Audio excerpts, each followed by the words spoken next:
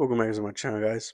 So for those of you that are new to my channel, this channel calls man back to responsibility, truth, strength. We correct false teachings, challenge weakness, and we rebuild what culture has tried to destroy, which is manhood, family, and faith. That's what you guys are about, then you come to the right place. And if you guys want to join the mission, consider hitting that like, subscribe button. I can't do it without you guys. Alright, so I got another Andrew video for you guys. Another Andrew Wilson debating, I guess, a feminist. The video is going to be about, do women need men, right? Like in enforcement. I've done a video on this before, and I'm going to break it down a little different today and tell you why Andrew's logic doesn't work, why his logic breaks down. Let's get into it and let's see what he's got to say. All right. So I'd like to start with a basic argument before I move to larger arguments.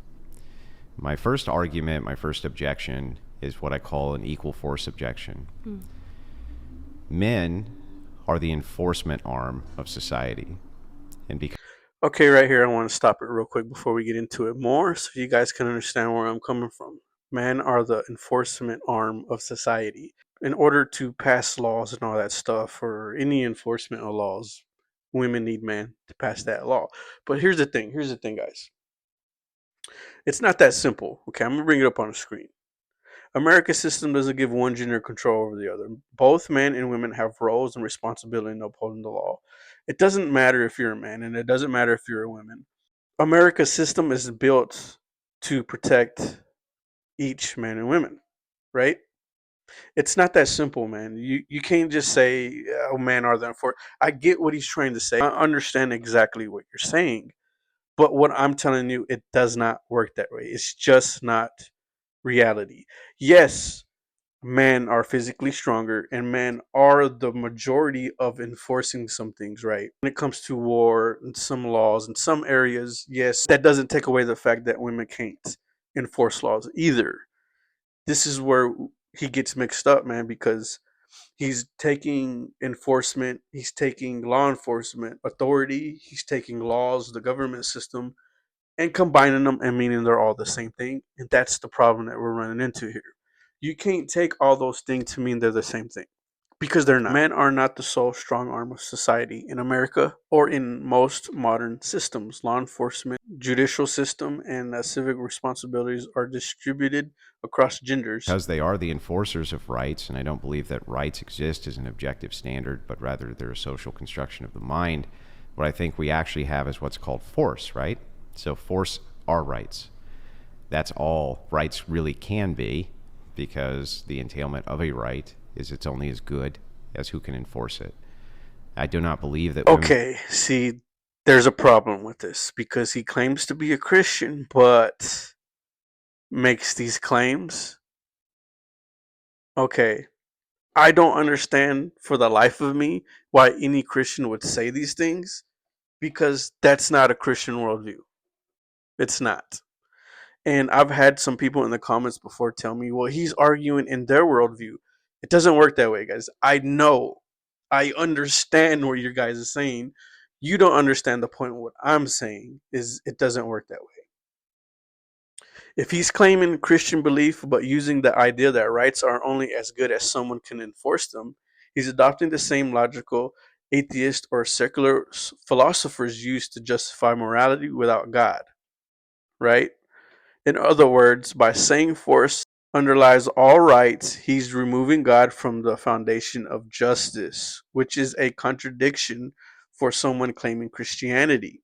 Christianity doesn't ground right and wrong in human strength or enforcement. It's grounded in God's character and commands. Using force defines rights as a Christian is logically inconsistent with Christian moral teachings. He says rights are only as good as someone who can enforce it. That's the same argument atheists use.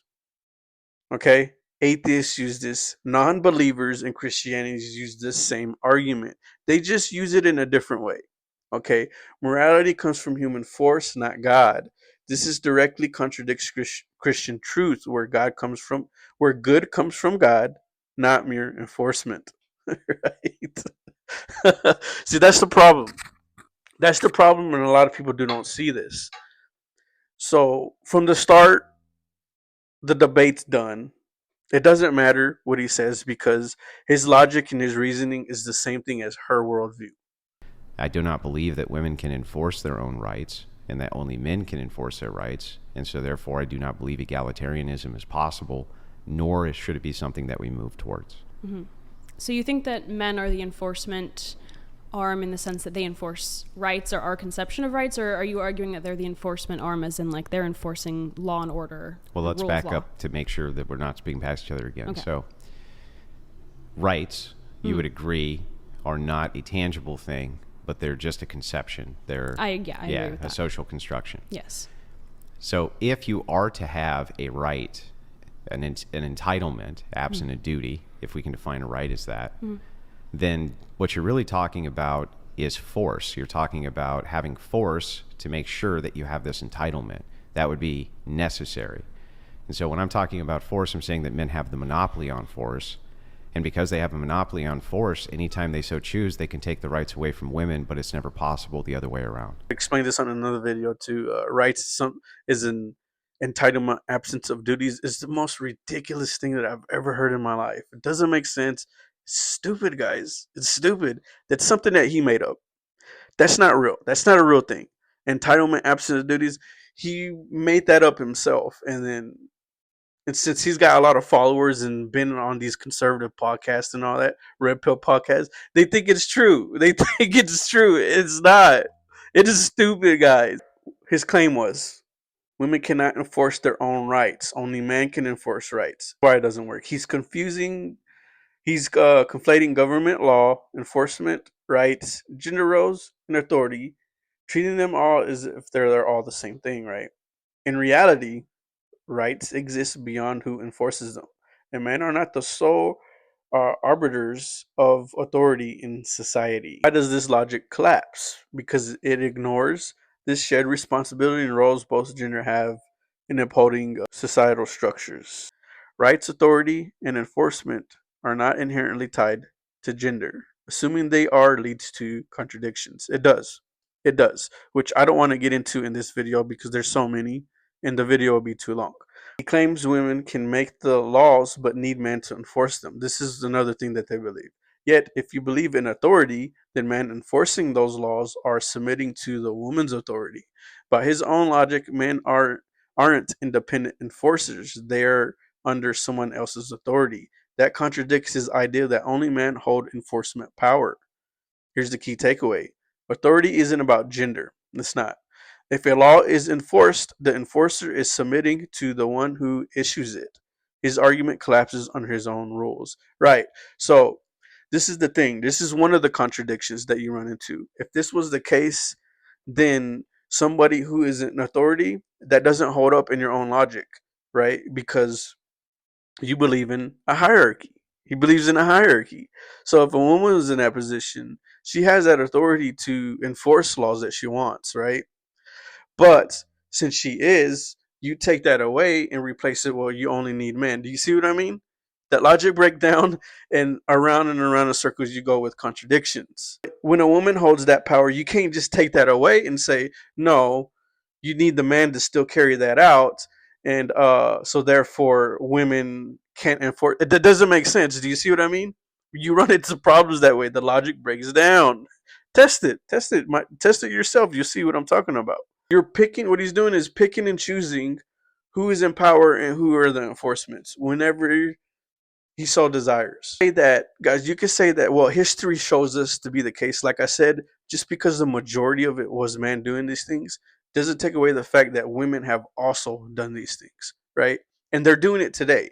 They're doing it in, they're judges, they're in law enforcement, they're in the armies now. They are fighting with men. I mean, you can't deny that. That's reality. This is my take on everything. What do I think? I'm going to leave y'all something here. Here's what I believe. All rights and authority ultimately belong to God, not to man or women. Men and women each have roles in carrying out responsibilities for the good of society. But justice is always measured by God's moral standard, not human power. As Ephesians 6:12 says, "For we do not wrestle against flesh and blood, but against the rulers, against the authorities, against the cosmic powers over the present darkness, against the spiritual forces of evil in the heavenly places. Satan could use anyone, man or women, to carry out arbitrary or harmful acts. So it all comes down to the battle between good and evil. And that is true. Satan can use women also. Satan can use a man. Don't matter. What it comes down to is who's empowered to enforce these things?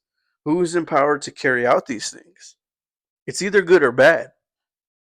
And it's complicated. You see what I mean? But okay, guys, there you go. Let me know what you guys think. Don't forget to like, comment, subscribe. See you guys on the next video.